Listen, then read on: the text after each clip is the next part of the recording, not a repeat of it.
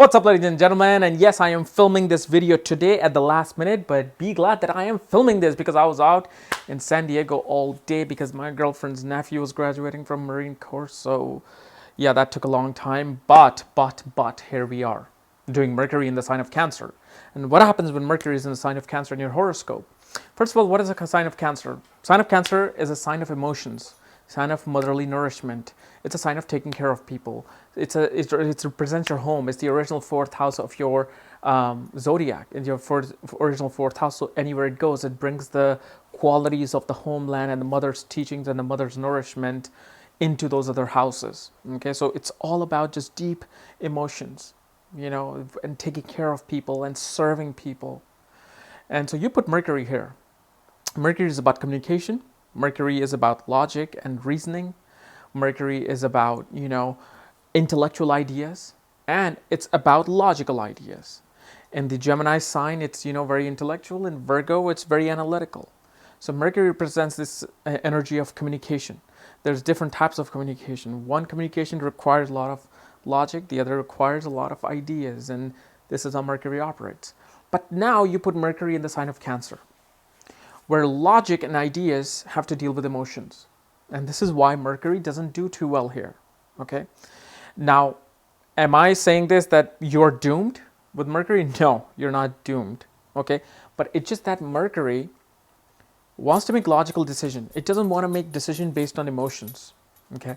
So when it makes decision based on emotions, that's when things can go haywire with Mercury. And so what happens is Mercury, when he communicates, he's forced to communicate through emotions. Like he will communicate when he feels some emotion towards those things. He will not simply just be logical about those things.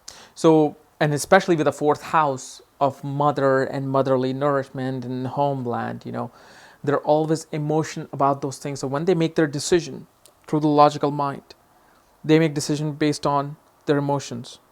So let's say if they're in a foreign land and they know they need to stay there, but they're missing their homeland, and suddenly they're watching a movie that talks about homeland and they experience the same emotions as they used to with their relatives and mother. Next thing you know, they're like booking a ticket to their homeland, while they shouldn't be because they're working and they purposely missed work, they purposely screwed their project, and then they get fired. So things like that they have to worry about. So this is what happens. Making decisions on emotions can get you into trouble. This is why Mercury doesn't like being here. But when it comes to the sign of Cancer, where they do excel is in writing of fictional work, like romantic novels. They'll put heart and soul into that. They will be some of the best romantic novelists out there. When they're writing letters to their dear ones, when they're writing letters to their loved and dear ones.